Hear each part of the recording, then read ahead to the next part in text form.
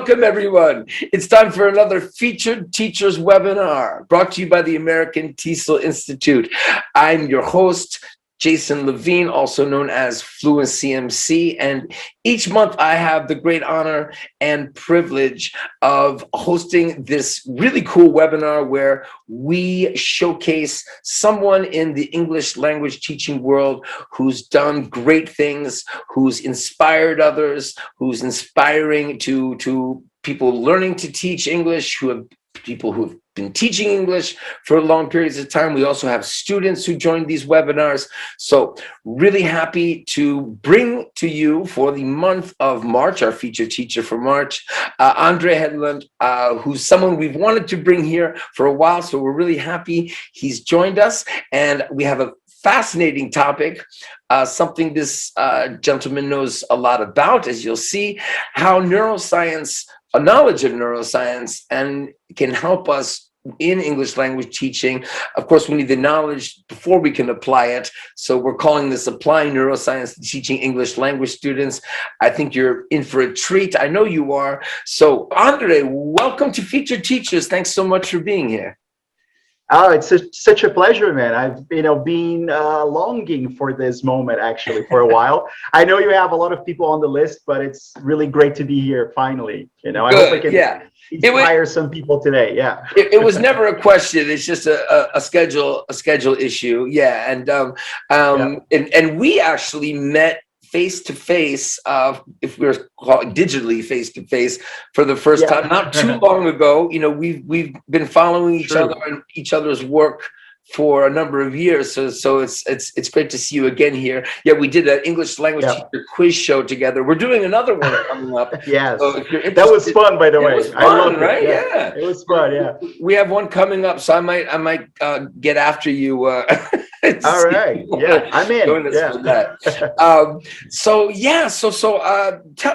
If you don't mind just beginning, kind of telling us who you are, sort of a summary of your experience in ELT and what you're up to now. Yeah, of course, Jason. So, I've been working in ELT for about, I'd say 17 years now. And I started as an EFL teacher in Brazil. So I was, I got a job at a local school. I didn't have anything else to do at the time, so I have no idea why they hired me, to be honest. I didn't really have the proper qualification, and but then I did get the job, and then it was audiolingual, so it was basically me repeating a lot of sentences the whole lesson, right? And then at some point I realized that I really enjoyed teaching. I've always liked sharing my knowledge and getting to know people's knowledge and people and what they've been up to. And I realized that I can do this for a living. Actually, I can be a teacher for good, Nice. And then I started experimenting, and I've been an academic coordinator. I've been a library coordinator in charge of ordering books and all of that. Nowadays, I work as a freelance consultant. I've revised materials, for National Geographic Learning. I teach postgraduate courses on bilingualism, language, and cognition. I write for a blog, So I'm always trying to find the next thing to do, I guess, Yeah, I know you're everywhere, but you're helping helping so many people in so many different ways. And do you like that, or do you feel like it can kind of interfere sometimes with work you're trying to do, or you enjoy sort of being all over the place? Yeah, that's a great question, man. I think I actually made a very important decision very, very recently, actually. So I transitioned from a full-time job that, I was helping schools implement bilingual programs here in Brazil to, what I'm doing now, a freelance consulting thing, right? And I realized that now I have much more time to embrace those projects that I've always wanted to. And I really like that. It's something that, connecting with teachers from different parts of the world and, sharing things and trying to make things more, I don't know, man, digestible, like a lot of things are very complicated for teachers. And since I came back from the UK, so I was there for 1 year for my master's, right? I wanted to get teachers to I don't know, to have access to the stuff that I did, when I was studying. So I wanted to make that literature, the academic scientific literature available so that teachers could actually study the stuff that I did, because I think it's important, right? So I mean, that's just so practical. I would imagine you could really feel you make more of a difference, in a direct way when you're doing something like that. Definitely, man. Yeah. So yeah, I really enjoy talking to teachers, giving interviews, writing for my blog and other blogs, and making sure that I'm trying to address some of the big issues in not just ELT nowadays. I think I'm much more focused, at least in the last, I don't know, 2 years or so, on bilingual education and even general education, because I think the principles I talk about, they are applicable. Like, it doesn't matter what you're teaching, it's teaching, right? So right. So I think I'm trying to help even other teachers from different areas, and which is pretty cool, I think.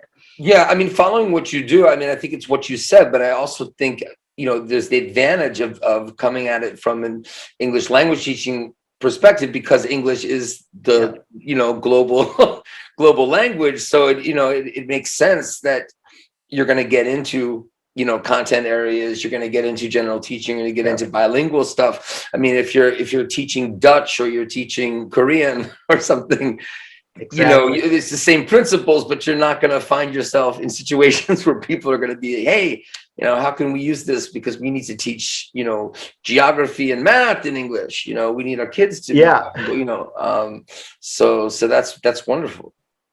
Yeah, if you think about how we learn, for example, there are some cognitive processes that they have to take place for us to learn, right? So we need to pay attention, like focus, so we can make new memories, and then we have to be able to retrieve those memories so that we can use them and do something. And that's the same for anything. It doesn't matter if you're learning English vocabulary or how to play tennis or So I mean, of course, there are different mechanisms in the brain, but I think we can learn from different areas, and I think the cool thing about what I've been studying and researching is that there are some general principles that are not too complicated. I think they're very translatable in terms of how can I make this happen in my classroom.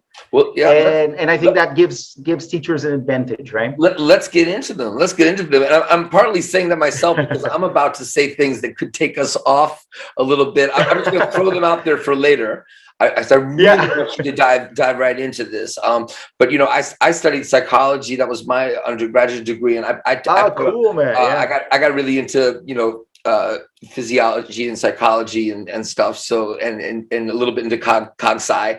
So I'm interested in what you do. But I agree, and so let's get right into it. But I do want to at some point, if we have time, look at why it is that you have all this experience. Why did you arrive at this area of focus? Why does that interest you? And you could just weave that in. Yeah, I can talk about that. Right now. And I also, if time, I have a few questions of my own because I use a lot of. I talk a lot about the difference between higher order thinking, analytical thinking in language learning, and more rudimentary, like sort of Bloom's taxonomy stuff. Bloom's taxonomy that might be interesting to talk about later. But let's go right into it. When you say there are practical, general things when it comes to the brain and what teachers could be knowledge they could apply, what do you mean? Yeah, if you think about how information is stored in the brain, that's not a very good way to analyze it, to be honest. It's just for the lack of better terminology, because we don't really store information. Apparently, our brains are not really like computers. Like there's a circuit that you store something there. It's more like we create as we go. It's organic, right? But if you look at how the brain works, we need to be exposed to certain stimuli, right, from the environment, or from our teachers, or even from within ourselves. There are things happening in our bodies, and then our brain will interpret those things and create memory, basically, right? So it will save those stimuli in the form of neural networks, basically. So, for example, and this is true for everything we do. So, if I want to learn anything, I need to be able to first pay attention. I need to be engaged, because, you know, if you pay attention, but then you got this distracted very easily, then you just get some chunks of it, right? You need a flow, a certain flow for you to be able to make it available in your working memory, right? And then you need to rehearse that long enough, and that might take days, weeks, months, you know, for you to actually consolidate that into your long-term memory. So if we don't understand how we make new memories, for example, I mean, how many items, or what's the limit of your working memory, for example, and how long does it take for you to consolidate short-term memory into long-term memory? What types of memory are there? What about emotional states? You know, like, does your emotional state affect how much you can memorize? So those are very important principles I think all teachers should know about, because we know, for example, our working memory is very limited, and let's say we feel I don't know, stressed or intimidated or afraid, then we're going to fill our working memory even more, and then there won't be a lot of space left for you to, you know, internalize those stimuli, and then you cannot learn very effectively. So again, so that tells us, and we've known that for decades, you know, but that tells us that students, they have to feel confident and secure and safe in the learning environment. Otherwise, they're not going to work as effectively as possible. And we've known that for, you know, even Krashen talked about that, you know, the affective filter, for example, right? But there's stuff that we can do that maybe we haven't known. We've never discussed those things. Like, you know, there's something called retrieval, or retrieval practice, which is basically the idea that if you try to remember, so if you make that effort to remember recently learned information, that actually strengthens your neural networks, you know? So what we normally do is that we teach something, and then there's I don't know, there's maybe a controlled practice type of activity, and then they have to do something, and then maybe there's a freer practice type of activity, and then maybe they're going to see that again only the next time they get together with the teacher, so the next lesson, and then they forget about it, right? So, and then you study for the test. So it would be very useful, according to neuroscience, to sometimes just out of the blue, you know, ask your students to retrieve stuff they've been exposed to, like, you know, what can you remember about this? Take 1 minute, try to, you know, there's something called a brain dump. So you get a Post-it and write down 3, 4, 5 things you can remember about this. We saw this 2 weeks ago, right? So it's retrieving, and you're strengthening your neural networks. And you know, this is something we have a lot of evidence for, but maybe teachers don't know so much about it, right? Maybe they use it sort of in a way that it's not systematic. They just use it by chance, for example. And maybe what we can do is learn systematically, Yeah, when you're talking about this, you mean it could be a grammar structure, a collocation, a chunk of language, or some topic that was discussed, like any of those things? Or what do you think is most useful to teachers with retrieval? Retrieving what? Yeah, that's a great question. So normally we think of memory in terms of conscious and unconscious. You know, like declarative memories, it's a more conscious type of memory because you can declare, so you can verbalize, right? So that's more vocabulary, if you think about, like, you know, concepts, words, you know, idioms, for example, you know, phrasal verbs and all of that. That's really declarative memory. Grammar has more to do with procedural memory, how to structure things, you know, how to put things together.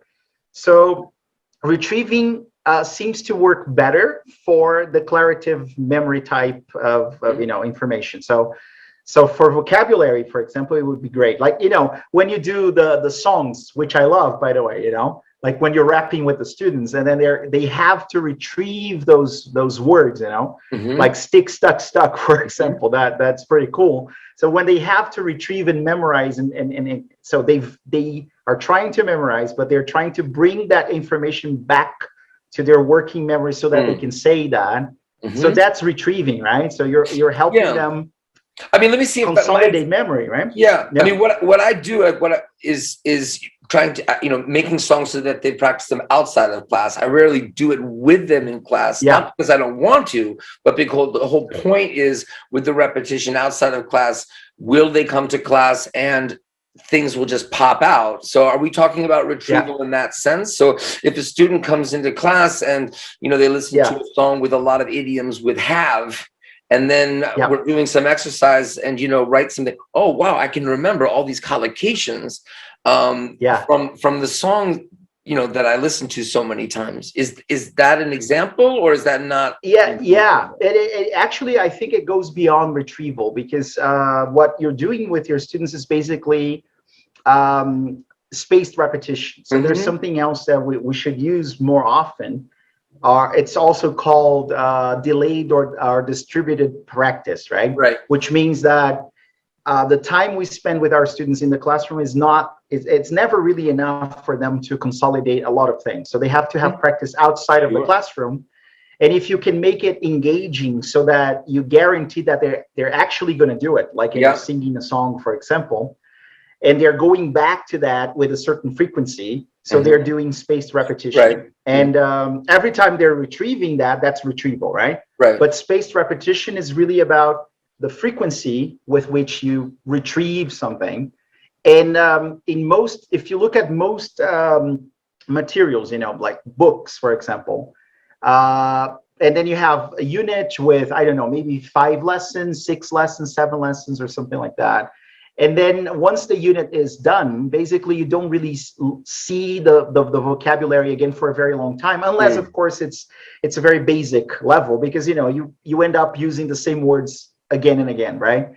So that means that if you don't have this spacing effect, like going back to stuff you learned a month ago, 2 months ago, chances are you're going to forget that unless you use it somehow, right? So and music. So music can trigger this emotional state that is very pleasant. So it's going to help you produce stuff like, dopamine, for example, that makes you feel good. And then, of course, you're going to be more engaged doing that. And that basically helps students memorize more effectively, right?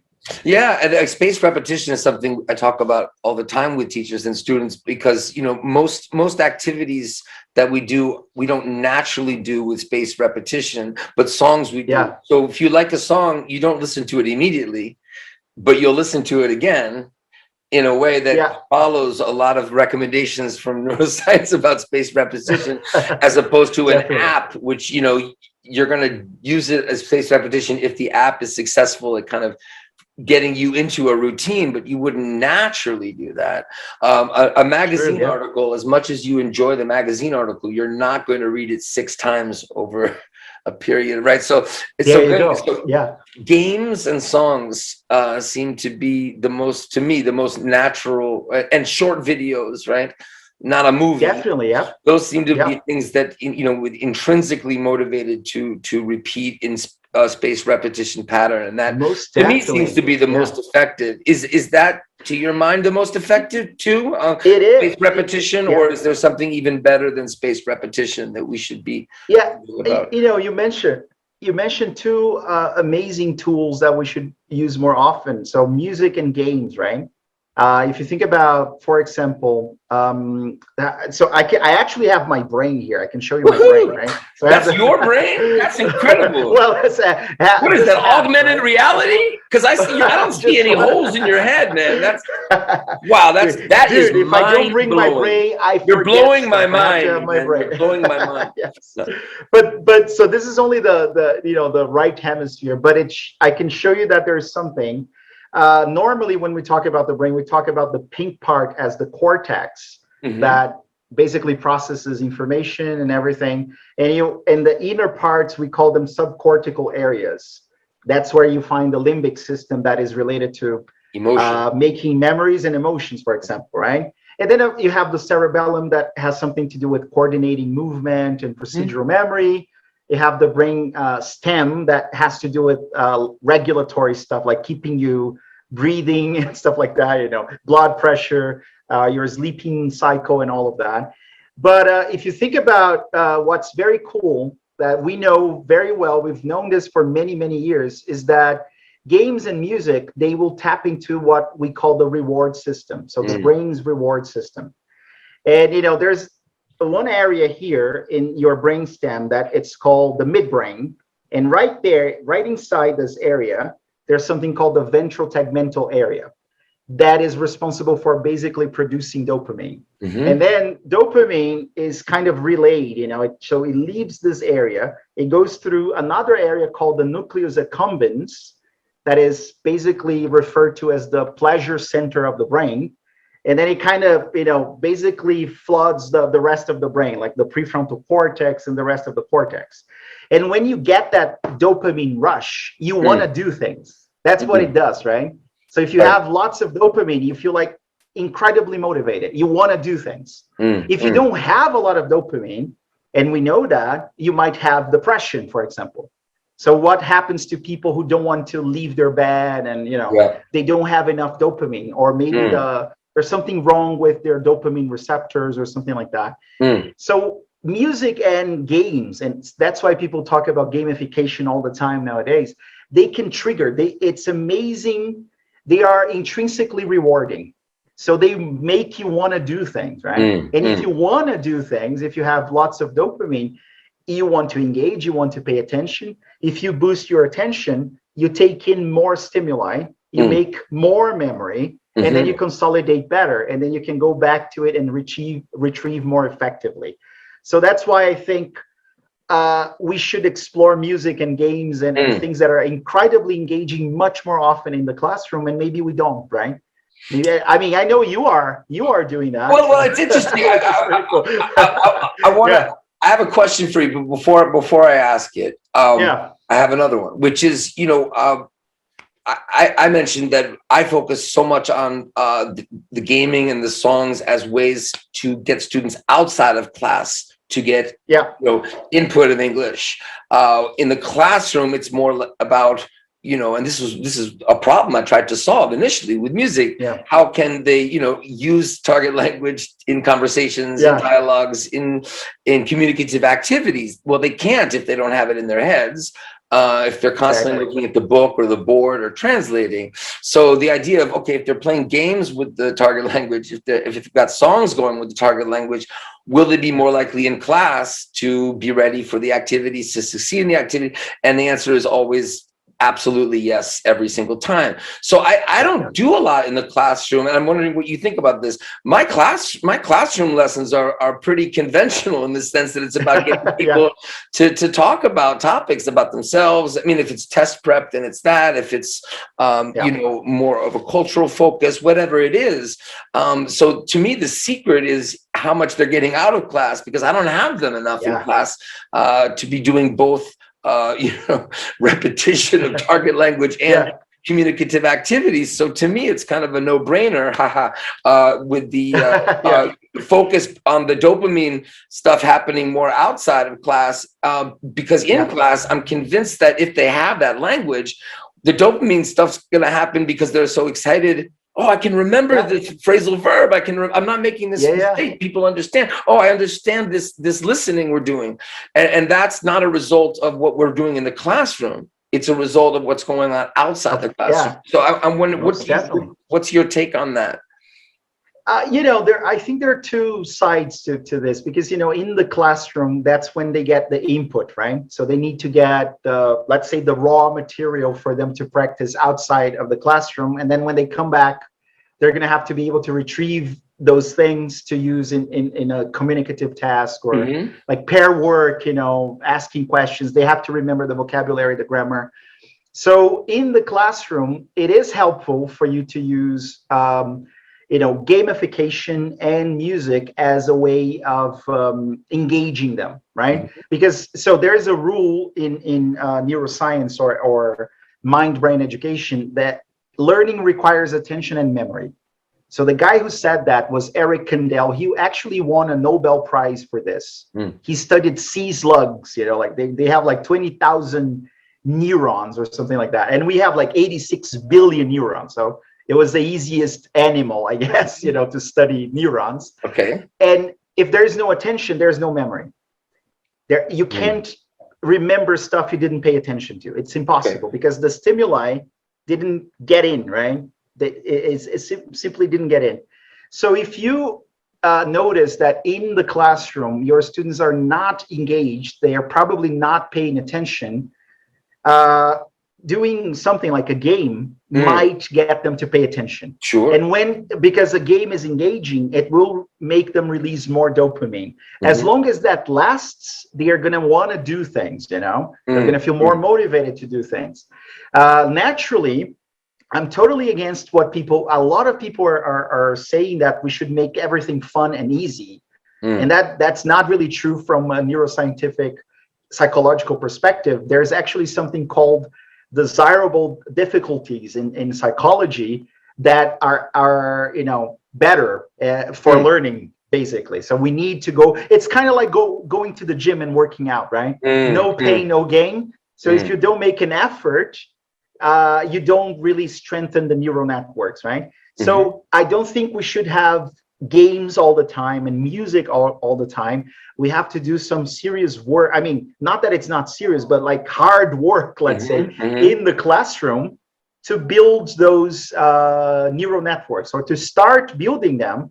But then, like you said, if they have something interesting and fun and engaging and even challenging to do outside of the classroom, that doesn't really rely on the books or apps or anything like that, chances are they're going to repeat more times. And the more they repeat, the better the neural network, the more they consolidate, basically. And then that hard work you're talking about, because I meet teachers all the time that have wonderful lessons that require higher order thinking and analysis and creativity, but the students can't connect because they just don't have enough of the language up there ready to go.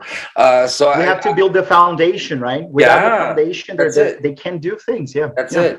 But I want to ask you, imagine I'm a teacher watching this, and I'm totally on board with what you're saying, and I'm curious to explore more about how the brain works and neuroscience relates to second language acquisition, and what do you think are the first steps, really? I mean, what should a teacher do after they hear this kind of introduction that you have today? Because we don't obviously have time to do anything more than an introduction this time. Oh, I have something that I wrote that I think could be incredibly useful, so this is something like I said, I really wanted to share the research that I was doing at the University of Bristol for my master's degree in psychology of education. And, I was studying social psychology, developmental psychology, cognitive psychology and neuroscience, brain, mind, and education, the psychology of individual differences. And I got a lot of very cool references. And I think one of the things that we can do if we want to know more about this is to go to those references. And you don't have to really, if you're not really academic, you don't really want to read papers and there are books that you can read. And I actually tried to put them all together in what I call the learning cosmos, right? So it's an illustration that kind of looks like the universe. So you can see here, it looks like the universe, the cosmos, right? And then you can see that all of the most important learning theories and principles from cognitive psychology, neuroscience, social psychology, developmental psychology, they're here. So if you go to the Learning Cosmos conceptual framework, you can Google Learning Cosmos in my name. You will see, for example, that there is a cognitive sphere, that the first sphere that includes attention, engagement, feedback, and consolidation. And then you can find the references to learn more about attention, why attention is important, how can I measure attention? How do I even assess if somebody's paying attention or not, right? So concept checking questions, for example, we take them for granted sometimes, but they're a very good tool for you to actually check if students are paying attention. You just said something, and then you ask not a yes or no question, but you actually use a concept checking question, and then you get, they're not paying attention. They didn't even know what I was talking about, right? So this is a great way for you to measure in a way attention. But there's also stuff on the cognitive, on the emotional sphere, about, for example, emotional intelligence, emotion regulation. So you have Daniel Goleman, for example, you have Carol Dweck with a growth mindset. All of the big references that I studied, they're put together here in this one illustration, and it's called The Learning Cosmos. Yeah.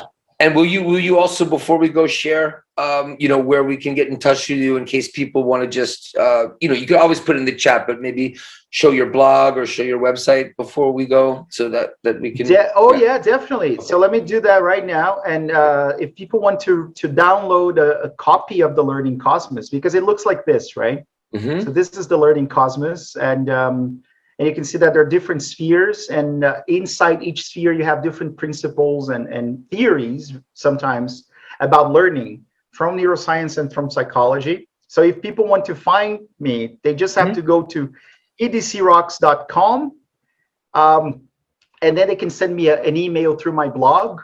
So so everything you need to know about me is there. Just go to edcrocks.com. Courses, my new book, everything is there. All right. Nice. And is this a good time? Because I just saw the Owl Factor, and I was is your book connected to what we've been talking about? And if so, how? Yeah, that's a great question, man. It's funny because some people who read my book actually felt like, is this the same guy who talks about neuroscience? Because it's not just about that, right? So I have it here, the Owl Factor. Okay. And it basically says reframing your teaching philosophy, right? And I got inspired by Socrates and dialogues and owls, because they represent wisdom, right? Like symbolize wisdom and philosophy, and dilemmas like fables, right? So I got storytelling there as well. And every section of the book, actually, so there are 3 steps: know, show, and grow, right? So I discussed that for us to learn anything, we need to know, show, and grow. You know something, I know something, and then we get together. You show me what you know, I show you what I know. We discuss, we practice, and then we grow in the process.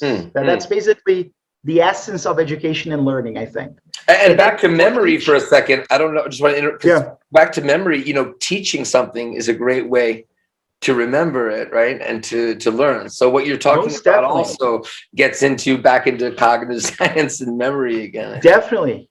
I mean, if you think about it, you have to be able to show what you know when you teach in such a way that students can actually get it, right? And this exercise of trying to frame it in a way that you're going to be able to reach your audience, right? Expands your neural network, and then you can understand it better from different perspectives, right? And each time you do it better and better. Yeah, exactly. But yeah, so this book includes the know, show, and grow sections. So at the end of each section, there's actually a lot of neuroscience and psychology there. Like, so I call it the science of know. And then I talk about, so how do we know stuff? How can we learn stuff? I talk about attention, memory, from cognitive psychology and neuroscience perspectives, right? Same thing for show. So what is show? Show it's basically the method you choose to demonstrate, to make sure that somebody sees and experiences something, right? And then I also talk about how neuroscience can help. And so yeah, in the book you will definitely find neuroscience, but it's kind of like it goes a little beyond, because it's psychology and philosophy as well. So yeah, well, which is important because cool people book, there are different ways people can get into the neuropsych thing. I mean, some people who really relate easily to the nuts and bolts of science might just go right into neuroscience. Somebody else might need to go more from philosophy, psychology, but it's the brain. It's so it's exactly all those are valid and important. And I think it matters the type of teacher you are, what interests you, what's going to what are you going to want to read up on to get into all of this. So. Yeah, and the thing about philosophy, really, it's when we study methodology, we normally think of approach, method, and a technique or strategy. And I think philosophy goes even beyond that. I mean, normally we equate approach to philosophy, and approach is an ideology or philosophy of teaching And then method is more like the step-by-step procedure, right? The recipe, let's say. But I think if you think about philosophy in its broadest sense, it's really questioning. It's, trying out different things and seeing what works, and not just accepting everything. And I feel like this is probably one of the biggest challenges that relates to neuroscience, I think, because, a lot of people have been teaching the same way for a very long time without questioning things, and we have so much going on in neuroscience with neuroimaging studies, and we are understanding how the brain works better. So there is a lot that we can draw from the contributions of neuroscience, but then there's also the dark side, right? There's the dark side that sometimes some people will use neuro jargon to promise that you can learn in 2 months, or overnight, or something like that. Yeah. Well, what are some of those things we can draw on from neuroscience as teachers? Practical things. You mentioned before retrieval, like sometimes just trying to guess. You mentioned attention and comprehend, like making sure people are really following. Are there any other techniques or other tips that you have for teachers? Definitely. There's a book, and I have this book right here, actually, by Louis Cozzolino, and it's The Social Neuroscience of Education. So you can see here, Louis Cozzolino, and I think one of the things, and I think teachers do that already, but rapport, right? So think about how important it is to nurture, to actually promote a safe environment where students feel like they can trust you, that you want what's good for them. According to Cozzolino and even my professor at the University of Bristol, Paul Howard-Jones, our cortex, so the pink part of our brain, grew as a consequence of bigger or larger social groups, right? So we needed more cortex to process more information because we had more people in the tribe, basically. And what happens, and you can see that from cognitive and social psychology and neuroscience, that the kids who are probably going to be less successful in life are the ones who have some problems with attachment, because maybe there's trauma there, right? So maybe they've been neglected and abandoned, and they feel like they cannot trust anybody. So if they go to an environment like the classroom where that happens as well, that's still happening, so they don't get anybody to back them up, to be there for them, to support them, right? And they go to the classroom and the same thing happens, then they're not really making positive connections. They're not learning very well. And this is something that we have to work on. We have to work on our rapport with the students, right? Sure. I mean, we have, and I feel like a lot of times people, they're under the impression that techniques, like brain-based stuff, like, oh, tell me one or two or three techniques that I can use, and then that will enhance my students' learning outcomes.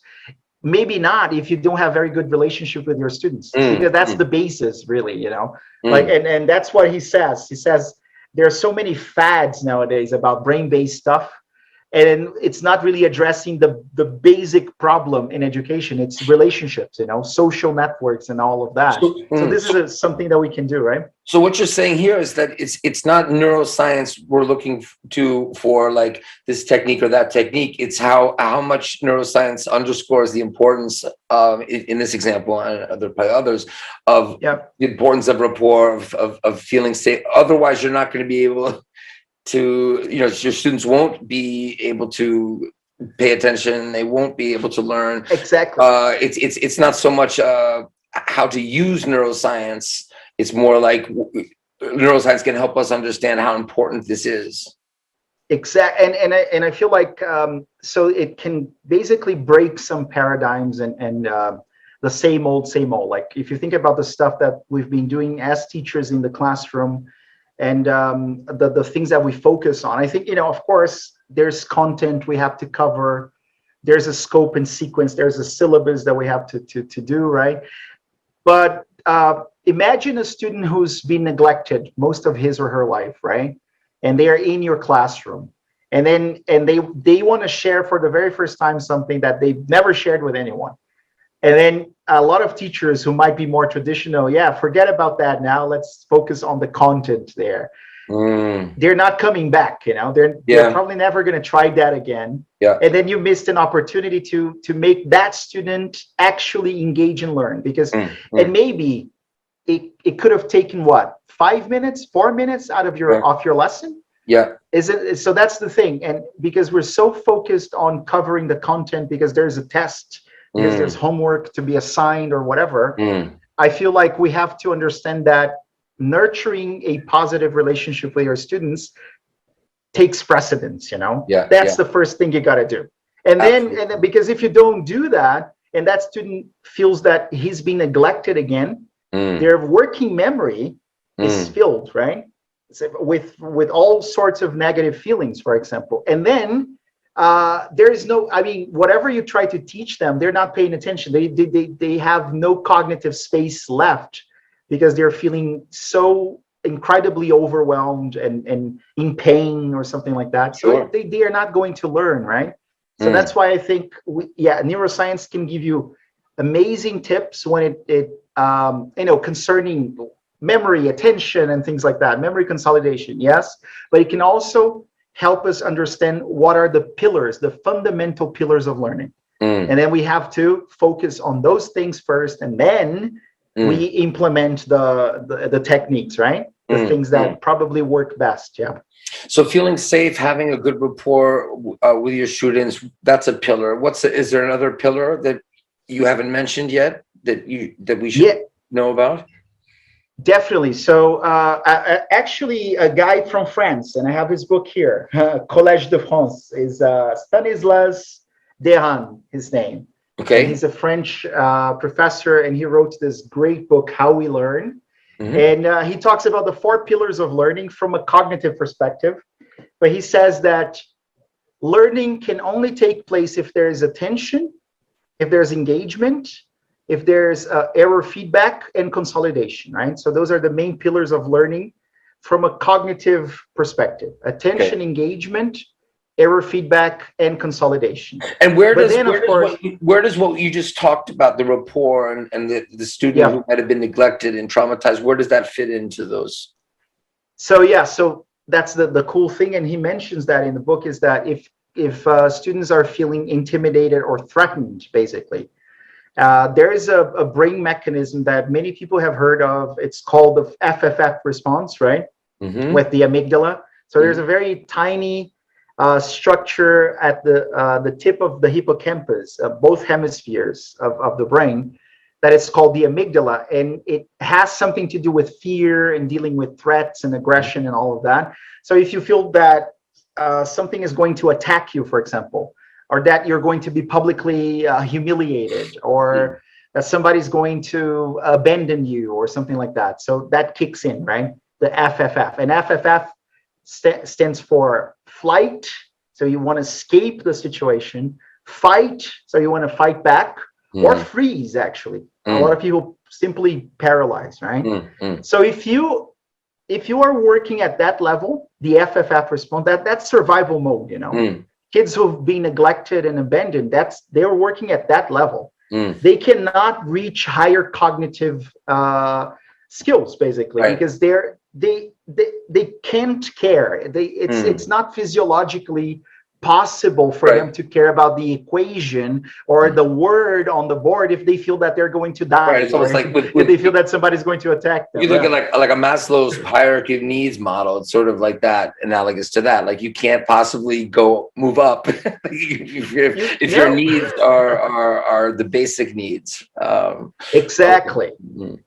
So basically, rapport and making sure that your students feel safe and that they can connect and express themselves will allow them to sort of reduce the load, let's say, inside their working memory, because then that overwhelming emotional state that takes over will kind of it will kind of reduce a little bit, or sometimes even a lot, right? And then they will have space in their working memory to pay attention, and then to create short-term memory, and then to consolidate. So, and then they can do the attention thing, and then they will be engaged. And then, but then of course, if you pay attention and you're engaged, and then you do something, you never get feedback, and you don't know exactly how you're doing, then so maybe you could walk us through those 4 pillars. Like if we say, like, theoretically we've controlled for the kids who have these problems, and just so we can go into, so let's say we're working with kids or adults, right,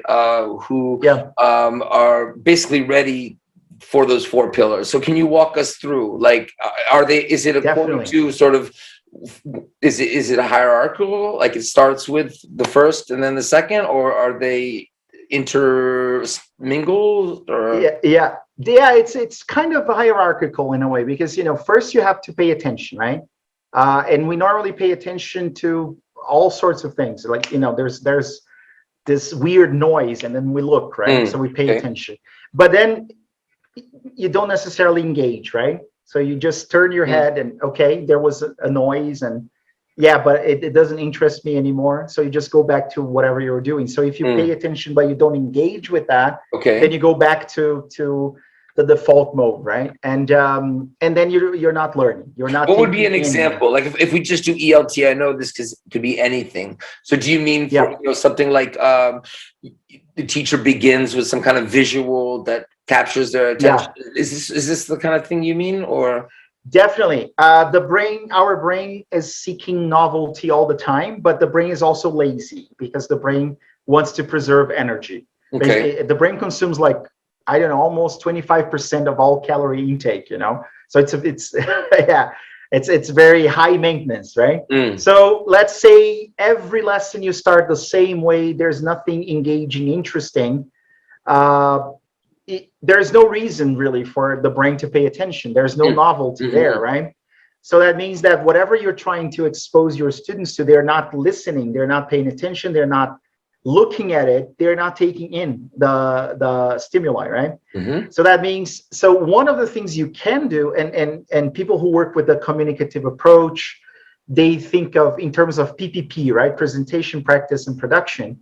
So the first step is to present something. But if you look at this guy, Stanislas, the first step is to engage your students' attention. It doesn't really matter what you present there. It matters, even if it's something else, you need a hook. First, you need the hook, then you can present something. Because if you present something without the hook, then they're not paying attention, nothing is getting in, right? But then you move to engagement, and engagement has different levels, according to this guy, and there's an educator, his name was Philip Schlechty, I think, and he talks about different levels of engagement, like authentic engagement, strategic engagement, ritual compliance, rebellion, and all of that. So sometimes students pretend they're paying attention, but they're not really paying attention, right? So again, that's why, how do you make sure that they are engaged? You ask questions. But I mean, in a welcoming, safe way. It's not like, hey, like, tell me something.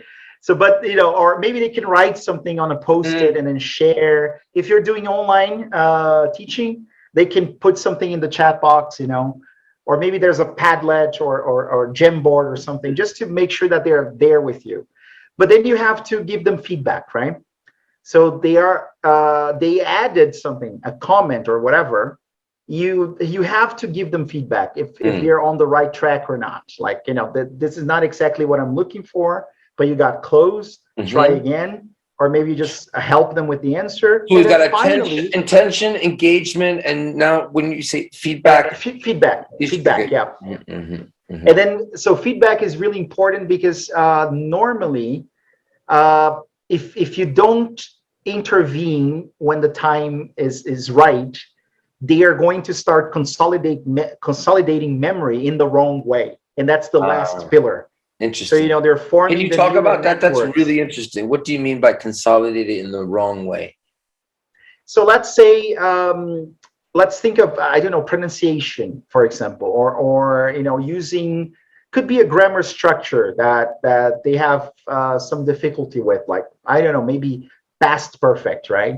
And then they're not using the perfect form of the verb correctly. I don't know, maybe instead of stuck, they said sticked, right? I don't know, something like that. Right. And then they wrote something, they shared that in the chat box, and then you missed that. So you didn't correct them there. And then maybe, it's one of their examples. maybe it's not in the book necessarily, but then they just gave stick and you didn't look at it, you didn't correct it, and then they assume that what they contributed is right.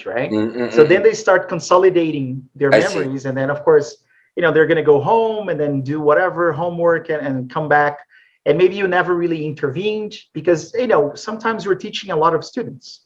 It's impossible to look at everyone's production and then give direct feedback. When you say feedback, is it limited to error correction, or is it feedback in a broader sense also?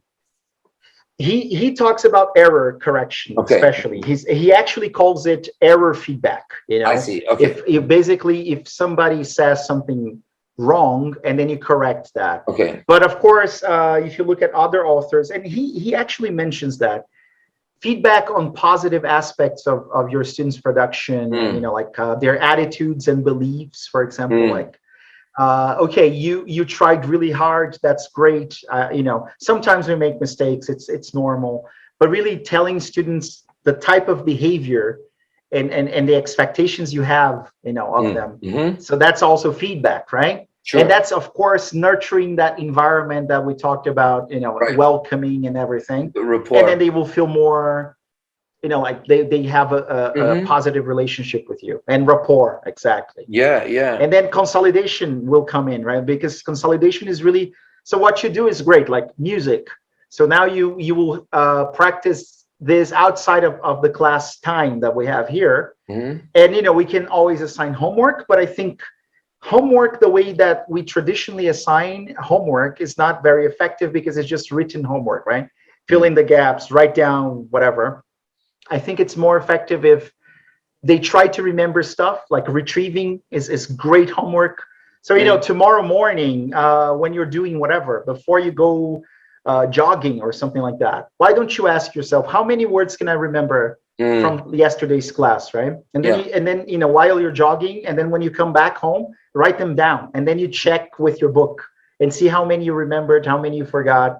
Focus on the ones you forgot now, because the other ones you're probably consolidating. So if you're going to study and revise the ones you didn't remember, because then you're kind of making your revision process more effective in that way, right? Great. We have a bunch of questions. I want to get to them. I just have one more question for you before we do that.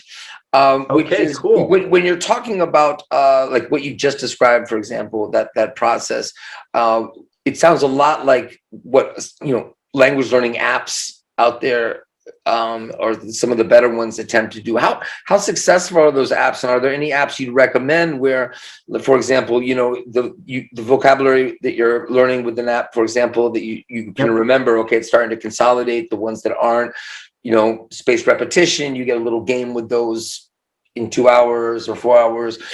Is that generally a good way to do it? And are there any apps in particular that you found are more effective than others? Yeah, there's actually a study by, I think, Ellen Bialystok. She's big in bilingualism and everything. I think she used Duolingo, and so yeah, they're very interesting because they kind of work with the principle of spaced repetition and retrieving. But again, the rapport is missing there, unless there's a community, like an online community. Well, some people get hooked on it. Happen. I mean, the bottom line is the hook. If you get hooked on it, that's how I know people Duolingo. They're doing unbelievable things because they can't stop using it. Other people try it, like myself, and don't get that experience. So that's like if there's a hook and then you are really paid attention and engaged, it works really well. Right. The thing is, there is something else. There's so many other layers in a real face-to-face classroom with a real teacher and real peers, the social network kind of, like the real, like Consolidation talks about the social neuroscience of learning and education, and it's really being there, physically there with people, real people, and exchanging, and that our brain evolved like that for possibly I don't know, maybe more than 200,000 years, Homo sapiens and all of that, without digital technology and everything. So this is more, really the primal things. Yeah. But is more in-person time with students something that we're going to see more of in the future in the classroom, I wonder? Yeah, So probably less, right? yeah. So that gets into something else we don't have time about. I'd love to talk to you about again. So we got to do this again, but which is virtual worlds. We definitely don't have time, where arguably it is more real in certain ways, possibly if you're doing things and experiencing things better than just looking at a screen, which like the metaverse, trying to get the rapport going when you're in different screens, and but if you're an avatar possibly and you're feeling like you're kind of in some space, this could open up some possibilities for most definitely for what you're talking about without it having to be actually a physical traditional physical space, but it could be more. You're totally right about that. Yeah. I mean, very quickly, Zoom fatigue, for example, it's very well documented. Right now, so if you have a bunch of little squares and people's faces, there's no eye gaze. Like it's really hard for you to actually lock your eyes onto someone. So, and then your brain gets really tired because we evolved to do something else, to be different. But as an avatar in this virtual reality, totally like metaverse, that would be very interesting. It would probably be much more effective. I've experienced it, and I can tell you definitely I can see how how we could think, how did we ever try to do something with a screen and try to make it real, but that's coming. Let's look at the questions. Sarah said, could you please elaborate on the use of conceptual metaphors to teach vocabulary? Oh yeah, that's great. I remember I had a geography lesson once, and then it's not English, but I think the example is fitting here. And my teacher taught me about the different layers of our planet using an avocado. So basically, there was an avocado that he cut in half, and then we have the core of the planet, right? And the pulp was like the lava, the magma and everything. And then the crust, the planet's crust was like the peel and everything. So and again, I think we can do that very, very easily with realia, for example. We can get real stuff, get real, whatever. And instead of showing just pictures or just telling our students about this specific word, why not show something that they can use? So that's the fun thing about stuff that students already know. That's prior knowledge. Everybody knows what an avocado is, right? So basically, I just added this new neural network to an old neural network that I had of an avocado. And then I just basically put them together. And then now, many, many years after, I remember that lesson because it was fun. It was something very simple and kind of silly, but I still remember the vocabulary, the crust, the magma, the core of the planet and everything. So yeah. Totally. Good. It's funny. I can't resist when you're talking about realia, because I really would love to talk to you. I've been talking to people about virtual worlds a lot lately. It'd be really interesting to talk to you coming at it from a neuroscience perspective, from a philosophy perspective. I was talking to a teacher a week or two ago about, she was saying, but if we're in a virtual world, it's not real, it's virtual. And I thought, I told her it's actually based on a thought I had in the classroom when someone asked me, we were talking about what a calendar is versus a schedule versus an agenda.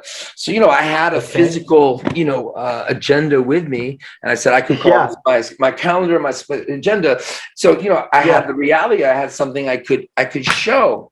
And then it occurred to me, that's really lucky I had that with me. What if we're talking about cooking, vocabulary from a story or a magazine article, and someone's asking me about a saucepan or something? Well, if we're in a virtual world, we can call up images and pictures. We can be in a kitchen, Like we could, and people we can manipulate the objects, right? and be there. Exactly. How is it possible that's less real? I think what's likely going to happen down the road, whether it's 5 years, 10 years, people are going to look back and think, wow, you thought it was more real when you had like a picture in a book or on a screen in the classroom, in a physical space. Like you were trying your best with what you had, but that's not real.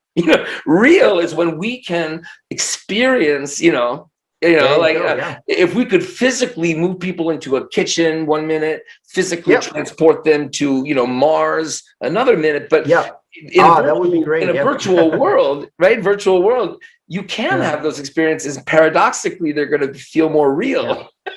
I think. And Ben, and you mentioned something that we've known for decades as well. Think about astronauts, for example, NASA, the military. A pilot, a commander, or whatever. So how do they train to go to the moon or to go to the space station? There's simulations, like a flight. Like think about I don't know, man, like an F-15. What was the name of the jets?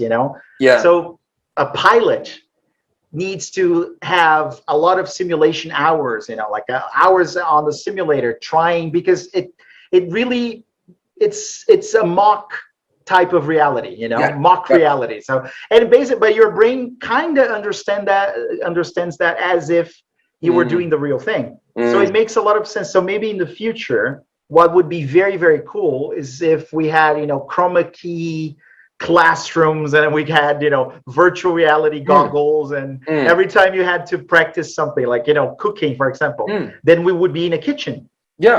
Virtually, we would be virtually inside the kitchen, and then, you need to learn vocabulary like, chopping and dicing, and then peeling and whatever. You just do that in the virtual reality. And for teachers who might feel like intimidated by that or feel like that's strange, I mean, I think the best combination, at least for the immediate future, would be you go do that and then you come back to the physical classroom. It's like watching a movie, you come back. Even reading a book, you come back. What is technology? It's a book, it's a movie, it's virtual reality. These are all things. It's not replacing the experience of being in a physical place, except in the situations where you can't be in the same physical, and that's something else about participation. Some people don't have the financial privilege or geographical privilege to join you physically. That's something else. But if we're talking about the physical classroom, of course we can take a trip put on the goggles or whatever it's going to be, go do that. It's experiential learning. I mean, that's what it's going to be. I mean, I used Google goggles, for like walking, Google Maps, and then I remember teaching directions, and it's a Google card box, right? So you got and then you can very easily make those, right? You just got to buy the kit and everything. And I remember that before that, normally we have a fake CD in a book, that there's a CD on the page of a book. There you have the streets, and there's a drugstore, and there's a supermarket and whatever, and you turn left and right and you go ahead. And that's really distant from, that's not real. That's very distant. That's right. And what you were saying earlier about attention and engagement, I mean, they're out the window because it's not, it's not real. Exactly. Right. But then one thing that I did that, I remember I arranged the desks in a way that I was actually simulating the city, right? So, and then I blindfolded my students, and then somebody had to give directions, and they had to go ahead and whatever. But with Google virtual reality and Google Maps, I mean, you can go to Paris, right? You can go anywhere. You can go to Dubai, right? You can go anywhere. And it's going to take again, teachers watching this who might feel a little weird about it, it's going to take the best teachers in terms of the best facilitators, the most caring, the most knowledgeable, to make those kind of experiences happen in virtual worlds and come back together as a group and discuss them. And how do you feel? None of that's going to disappear. It's not like, we're talking about a virtual teacher avatar that's not you, right? It's like artificial intelligence taking over. No. It's the opposite. It's going to require like the best teachers. It's going to make our jobs more exciting, I feel. Definitely. I talk about, so my book is the owl factor. but I just wrote something that I call the human factor. Mm. And that's the thing. This guy says, why brains learn better than any machine for now, right? So he says, and he The says clock that is basically, ticking. yeah, artificial intelligence will probably never replace us because we respond to social cues that artificial intelligence cannot really get. I mean, we have big data and everything, but you need lots and lots and lots of data for artificial intelligence to say, hey, this is how they react when this happens, right? So what will probably happen is that we as teachers, teachers will always be there guiding and teaching, but the environment can be as virtual as you want, right?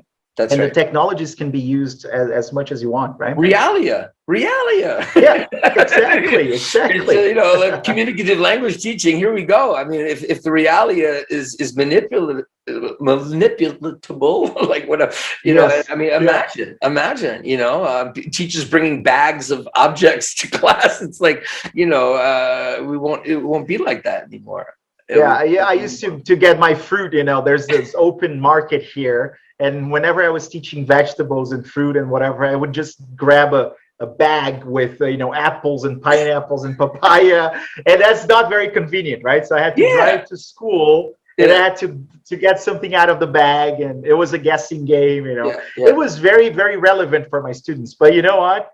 If I had a virtual reality and they could just go to the market and buy the fruit themselves, that would be much better. And then what if a student's like, oh, but I want to learn about this? Boom. I mean, that's the thing. Like, at that moment, it's personalized, right? That's right. We can go check it out. I think it's going to be very cool. Well, we have to stop here.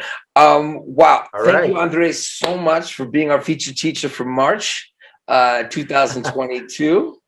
I hope you had fun. I did. Thank you so much. Yeah, it was awesome. Really cool. So many more things I want to talk about with you. So I hope we can do it again.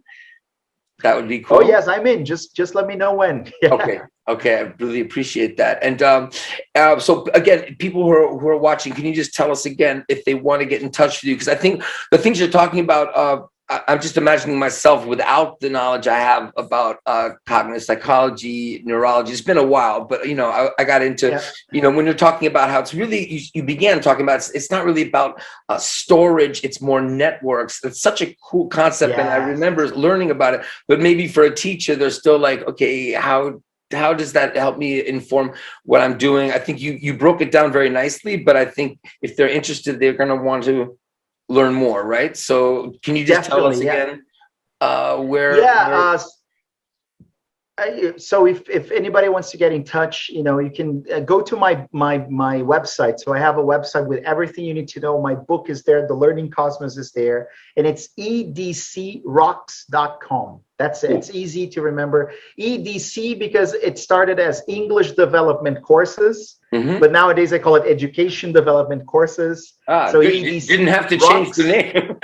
Exactly, right? And that's it. And then you can send me an email through my website, and I'll be happy to respond. All right, awesome, man. Perfect. So thanks again. Thanks so much, André. And thanks to all of you. Thanks for the big turnout live, and thanks to all of you watching this later. I'm sure there are many of you watching. So thank you for your support of Featured Teachers and American TESOL Institute. So signing off from France and Brazil, Goiânia. Yes. Yes. It's Jason Levine and André Hedlund. Hey, have a great day, everybody, or evening, wherever you are, English language teachers. Bye-bye. Thanks so much. See you, everyone. Bye-bye. See ya.